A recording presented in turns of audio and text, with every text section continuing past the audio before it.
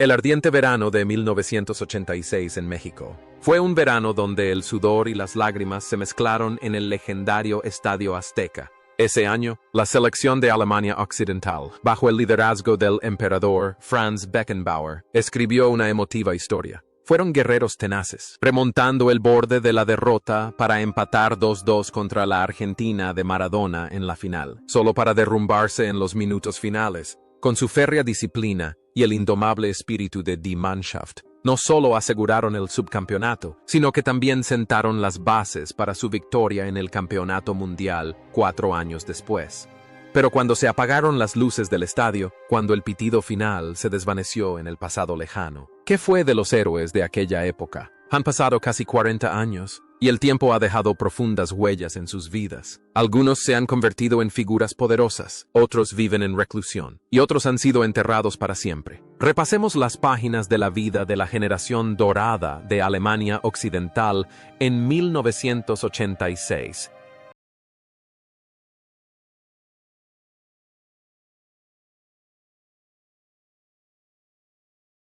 Harald Toni Schumacher era un gigante con una personalidad fortísima en la portería de Alemania Occidental ese año. A sus 32 años, Schumacher no solo era un portero fiable, sino también un tenaz líder espiritual. Aunque aún cargaba con la mancha del choque de 1982 con Battiston, en México.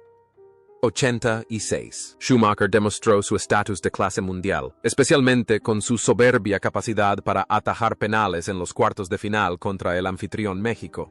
Encarnó la tenacidad, un chico malo en la portería, dispuesto a todo para proteger la portería.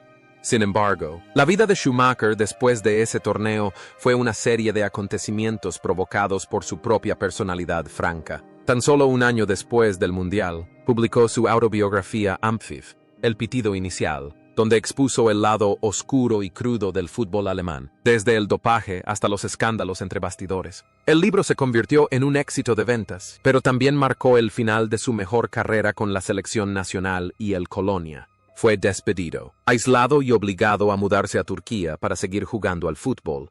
Fuera de los terrenos de juego, la vida personal de Schumacher también fue turbulenta, marcada por rupturas matrimoniales. Sin embargo, la resiliencia de alguien que se había enfrentado a decenas de miles de aficionados hostiles lo ayudó a resurgir. No optó por huir, sino que se enfrentó a la opinión pública, participando como entrenador de porteros y trabajando como comentarista de televisión. Parece que el papel de villano en el campo se ha arraigado en su vida, transformándolo en un hombre que lucha constantemente contra la corriente.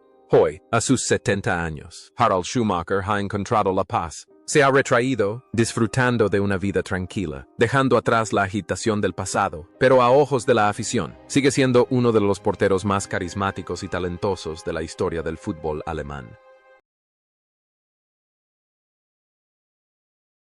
Lothar Matthäus tenía solo 25 años por aquel entonces, rebosante de energía y entusiasmo juvenil. Beckenbauer le encomendó la tarea considerada la más difícil del mundo en aquel entonces: marcar al hombre de Diego Maradona. Matthäus era el alma del mediocampo, una máquina de movimiento perpetuo con una capacidad incansable para cubrir toda la cancha. Aunque no pudo detener por completo al genio argentino, su actuación consolidó su estatus como futura superestrella. Encarnó la tenacidad, la técnica versátil y la agudeza táctica de los alemanes. Tras el Torneo de México, la carrera de Matthäus floreció. Se convirtió en capitán, levantó el trofeo de la Copa Mundial de 1990 y ganó el Balón de Oro europeo. Fichó por el Inter de Milán, convirtiéndose en un icono de la Serie A, y luego regresó al Bayern de Múnich para dominar la Bundesliga como un elegante líbero. Matthäus ostenta el récord de participación en 5 Copas Mundiales, una figura destacada en el fútbol mundial.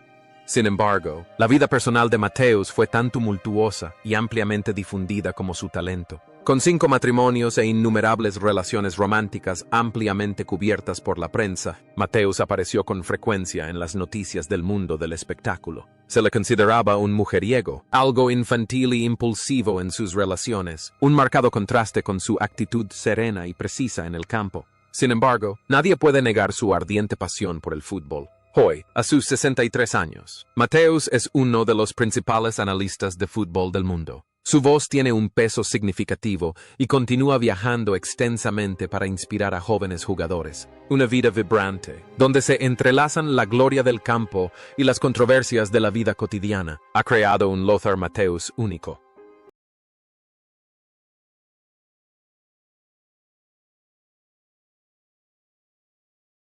Karl-Heinz Rummenigge tenía 30 años en la temporada de 1986 y lucía el brazalete de capitán, pero sus piernas estaban lastimadas por las lesiones. Aunque ya no estaba en su mejor momento de principios de los 80, Kalle seguía siendo un sólido apoyo moral. Su cabezazo en plancha para reducir la desventaja a 1-2 en la final demostró su instinto asesino y su espíritu de lucha inquebrantable. Ese año, sobre el terreno de juego, Rummenigge era la imagen de un guerrero experimentado, apretando los dientes y soportando el dolor para luchar por los colores de su equipo. Tras retirarse como jugador, Rummenigge eligió un camino en el que pocos jugadores han alcanzado un éxito tan rotundo: convertirse en un brillante entrenador. En lugar de entrenar, se puso un elegante traje, entró en la sala de juntas y se convirtió en director ejecutivo del Bayern de Múnich. Bajo su liderazgo, el Bayern se convirtió en uno de los imperios financieros y futbolísticos más poderosos de Europa. También fue presidente de la Asociación Europea de Clubes, ECA, lo que lo convirtió en uno de los hombres más poderosos del fútbol mundial. La vida personal de Rummenigge, sin embargo, contrasta marcadamente con su glamurosa imagen de poder. Extremadamente reservada y estable. Tiene una familia feliz y estable, libre de escándalos. La inteligencia, la serenidad y el pensamiento lógico de un delantero de talla mundial se han plasmado a la perfección en su rol de liderazgo. Si en el campo era quien culminaba las jugadas, en el mundo empresarial era quien cerraba acuerdos millonarios. Actualmente, aunque ha regresado a un rol de asesor, Rummenigge sigue siendo un respetado padrino del fútbol alemán, símbolo de una transición exitosa de jugador a empresario exitoso.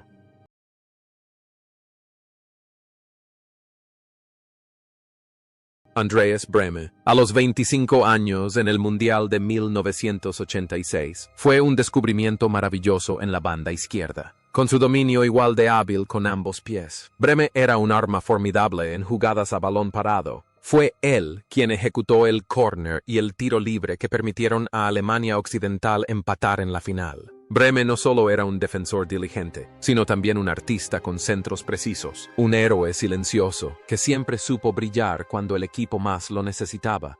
La carrera de Brehme alcanzó un nuevo hito con su decisivo gol de penalti en la final del Mundial de 1990, que llevó a Alemania al campeonato mundial. Tuvo años brillantes en el Inter de Milán con Matthäus y Klinsmann. Tras retirarse, probó suerte como entrenador, pero no alcanzó un éxito rotundo. La vida de Brehme, después de ser el centro de atención, tuvo sus momentos tristes. Enfrentó dificultades económicas y tuvo que trabajar en diversos empleos para llegar a fin de mes. Pero nunca perdió su sonrisa amable y su amor por el fútbol. Sigue apareciendo con frecuencia en eventos de leyendas y es apreciado por la afición por su sinceridad y humildad.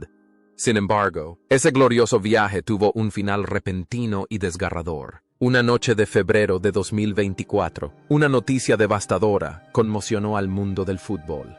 Andreas Brehme había fallecido tras un infarto repentino a los 63 años.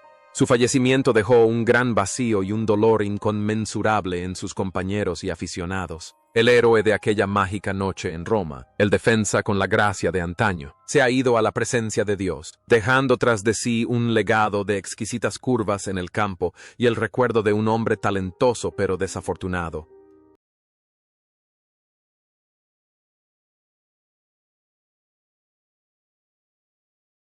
Rudi Völler, el delantero de 26 años con su característico cabello rizado y elegante bigote, fue el super suplente de Alemania Occidental en 1986. Entró como suplente en la final y fue Völler quien marcó de cabeza el gol del empate, poniendo el 2-2 y despertando la esperanza en toda la nación antes de que llegara la tragedia. El estilo de juego de Völler combinaba velocidad, un agudo instinto goleador y un férreo espíritu de lucha. Era el tipo de delantero al que cualquier defensa temía, un Zorro en el área. Tras México 86, Völler siguió siendo una pieza clave en la victoria de Alemania en el Mundial de 1990. Su carrera a nivel de clubes también estuvo llena de títulos con la Roma y el Marsella, donde ganó la Liga de Campeones. Tras retirarse como jugador, Fuller pasó a ser entrenador y director deportivo. Lo más memorable fue que llevó a una selección alemana en apuros a la final del Mundial de 2002. Fuller es recordado no solo por su talento, sino también por su personalidad franca, a veces irascible, pero muy genuina. Un claro ejemplo de ello es su legendario arrebato en televisión defendiendo a sus jugadores. Fuera del campo, Tante Kete, su apodo cariñoso. Tía Kete es un hombre de familia, cariñoso y muy popular entre el público alemán. Representa la accesibilidad y la sencillez. La conexión entre Fuller, tanto dentro como fuera del campo, reside en la pasión. Se entrega por completo a todo lo que hace, y sus gustos y disgustos son evidentes. Hoy, a sus 64 años, Rudi Völler no descansa. Es el director ejecutivo de la selección alemana y sigue aportando incansablemente su intelecto para revitalizar el fútbol alemán. Puede que su cabello esté canoso por los elementos, pero la llama de la pasión en sus ojos nunca se ha apagado.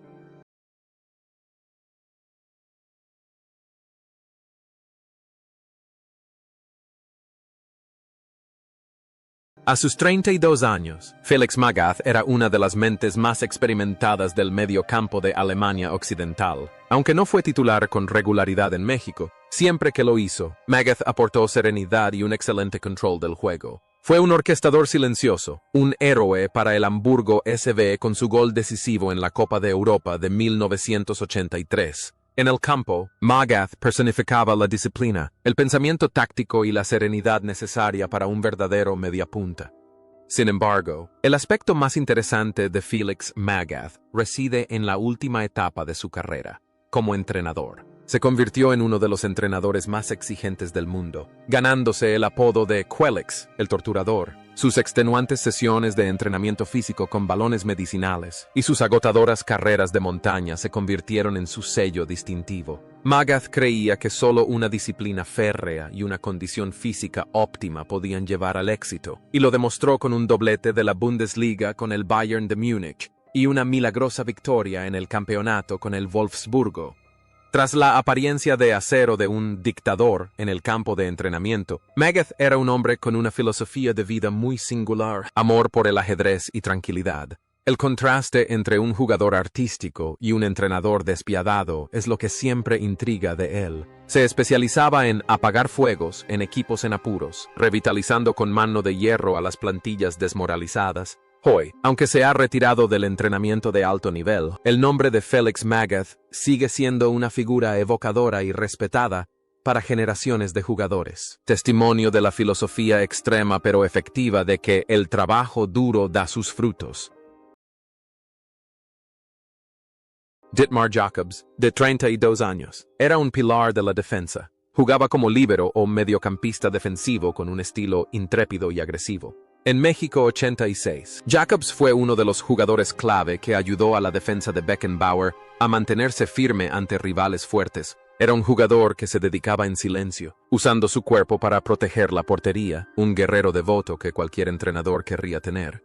Pero el destino le asestó un duro golpe. Apenas 3 años después de su gloria en México, durante un partido con el Hamburgo SV en 1989, Jacobs sufrió uno de los accidentes más terribles de la historia del fútbol. Al intentar atajar el balón, se lanzó hacia la portería y un gancho metálico, usado para asegurar la red al suelo, le atravesó la espalda. Este raro y terrible accidente le seccionó un nervio, obligándolo a retirarse de inmediato mientras aún era capaz de jugar al máximo nivel.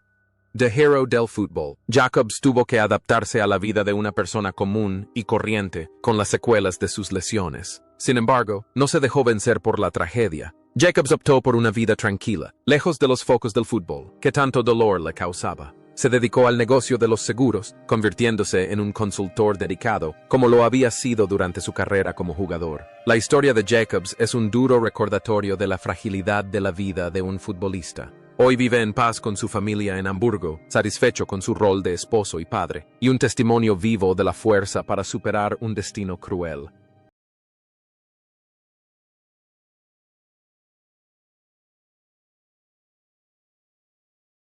Hans-Peter Briegel, apodado la aplanadora del Palatinado, Fue un fenómeno físico en el Mundial de 1986. Originalmente, atleta de decatlón, Briegel poseía una fuerza, velocidad y resistencia extraordinarias. A los 30 años, arrasaba por las bandas o jugaba como mediocampista defensivo, usando su potencia muscular para abrumar a sus rivales. Briegel jugaba sin espinilleras, y sus calcetines a menudo se le resbalaban hasta los tobillos. Esta imagen salvaje se convirtió en un símbolo de la destreza física alemana.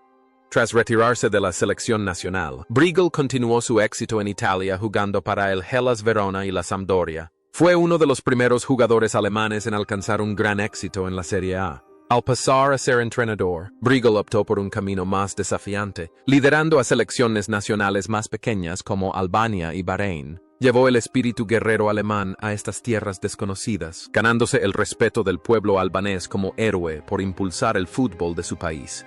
En la vida real, Briegel es un hombre sencillo que ama la naturaleza y vive una vida sencilla, fiel a su apodo. Le disgusta el brillo y el glamour de los medios de comunicación y encuentra alegría en su trabajo profesional y en sus discretas actividades benéficas. Su carrera demuestra que la fuerza de voluntad y la fortaleza física pueden compensar la falta de una técnica ostentosa. Hoy, Hans-Peter Briegel sigue participando en actividades futbolísticas comunitarias, vive una vida cómoda y respetada, un tanque que ha encontrado un remanso de paz.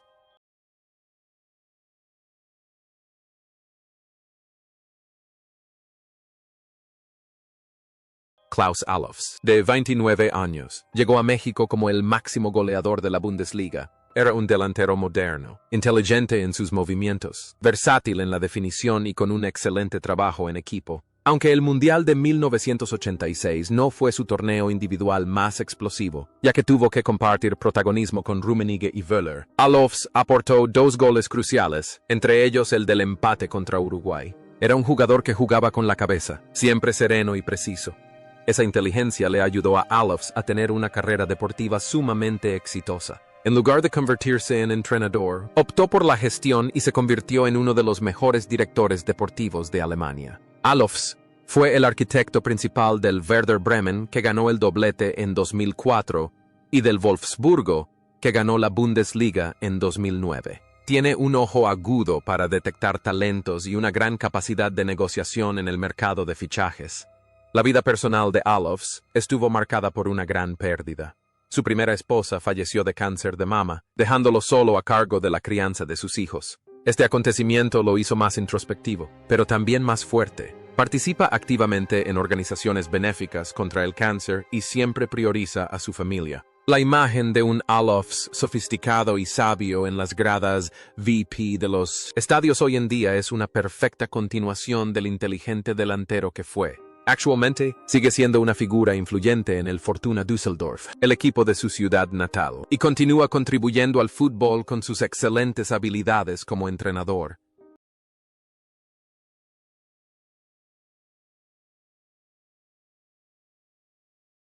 Norbert Eder, 30 años, era un nombre discreto pero indispensable en aquella plantilla repleta de estrellas. Beckenbauer depositó toda su confianza en él y jugó los 7 partidos del Mundial de 1986. Era un defensa trabajador, con un juego sencillo pero con la máxima eficacia, especializado en la limpieza para que las estrellas del ataque pudieran brillar. Sin ostentación ni fanfarrias, Eder encarnaba la dedicación y la responsabilidad.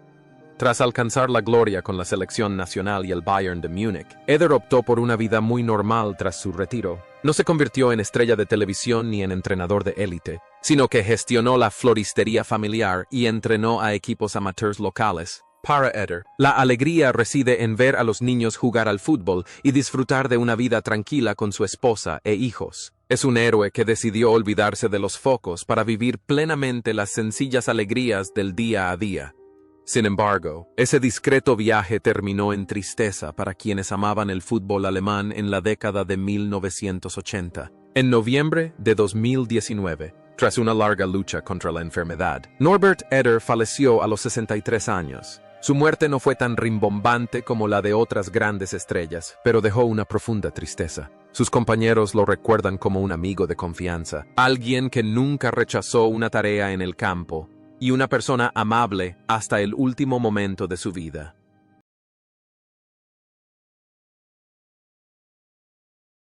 Karl-Heinz Förster, de 27 años, era apodado la pinza de la defensa de Alemania Occidental. Con sus tenaces entradas y precisas entradas deslizantes, Förster era una pesadilla para cualquier delantero rival. En México 86, fue el comandante directo de la defensa, cubriendo a sus compañeros y neutralizando a muchos delanteros de élite. La tenacidad y la sangre fría de Förster eran indispensables para el tanque alemán. Tras retirarse como jugador, Förster experimentó una transformación fascinante.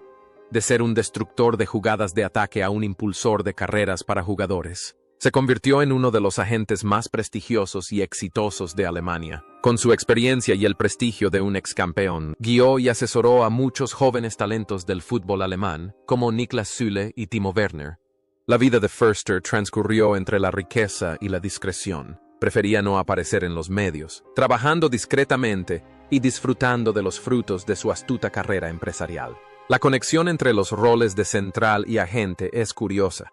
Ambos requieren atención, capacidad para interpretar la situación y la protección inquebrantable de sus clientes. Hoy, a sus 66 años, Karl-Heinz Förster sigue siendo un magnate oculto, disfrutando de una vida plena y contribuyendo al fútbol a su manera.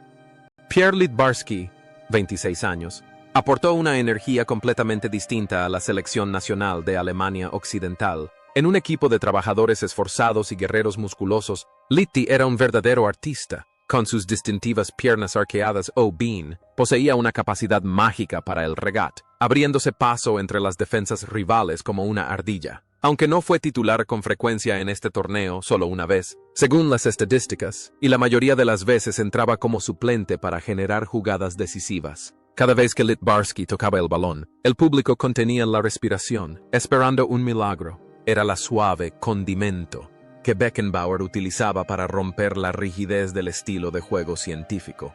La carrera posterior de Littbarski fue una aventura apasionante. Su momento cumbre fue ganar el Mundial de 1990, donde fue un pilar insustituible del equipo. Pero lo que hizo a Littbarski aún más especial fue su decisión de jugar en Japón a principios de los 90, cuando la J-League apenas comenzaba. Se convirtió en una de las primeras estrellas occidentales en irrumpir en el fútbol japonés y fue venerado por los japoneses como un gran sensei, maestro.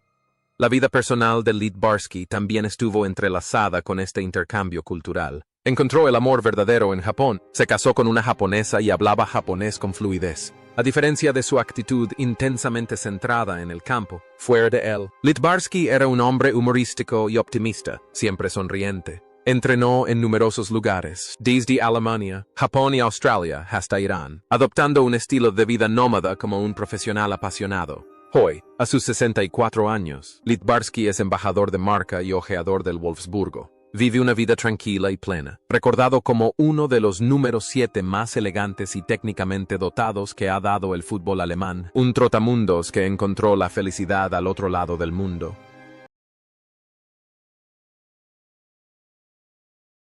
Thomas Berthold era el miembro más joven del equipo con tan solo 21 años. Joven, talentoso, pero también impulsivo, Berthold dejó una huella imborrable en México, pero de forma desastrosa. En el tenso partido de cuartos de final contra el anfitrión México, perdió la compostura y recibió una tarjeta roja directa, dejando a sus compañeros en una situación precaria con 10 hombres. Afortunadamente, Alemania Occidental ganó en los penaltis. Ese año, Berthold era la imagen de un joven impulsivo, con talento natural, pero con un temperamento siempre a punto de estallar. Tras el torneo, Berthold maduró considerablemente y se convirtió en un defensa de talla mundial, ganando el Mundial de 1990 con Alemania. Su carrera de clubes brilló en la AS Roma, Italia, y el Bayern de Múnich. Sin embargo, su carácter rebelde nunca se desvaneció. En el Bayern, una vez estuvo relegado al banquillo a pesar de recibir un salario exorbitante, pero aún así, seguía jugando al golf con total naturalidad, lo que llevó a la prensa a llamarlo el campeón del mundo de vacaciones. Berthold siempre fue alguien que no temía ir a contracorriente, sin temor a la opinión pública y viviendo según sus propias reglas.